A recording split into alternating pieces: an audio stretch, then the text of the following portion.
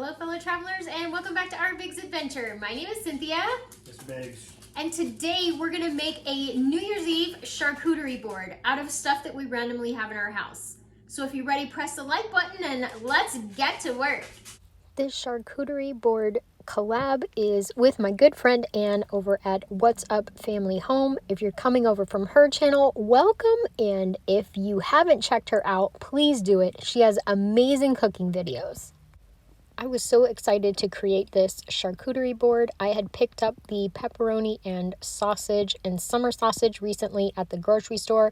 The rest was everything that we had in our house. The broccoli was left over from the broccoli and bacon pinwheels. If you haven't seen that video, I'll link it in the description down below and in the eye in the sky. Gluten-free crackers are something I always have on hand in the pantry from Aldi. I made a fruit dip with cream cheese, honey, and cinnamon. The oranges are from that caramel corn with the goods on. My son came over and we watched Matrix 4. That in our house, some cream cheese, honey, and cinnamon, some fruit that was in the fruit drawer, some cranberries. Look how pretty that is. I tried to give this charcuterie board a mix of sweet and salty and savory.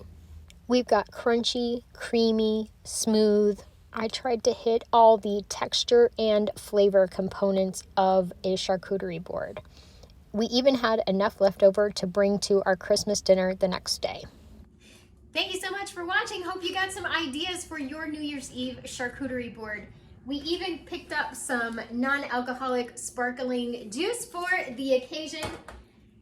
Thank you again, and remember everybody, life is an adventure, so enjoy your journey and your charcuterie board. Bye!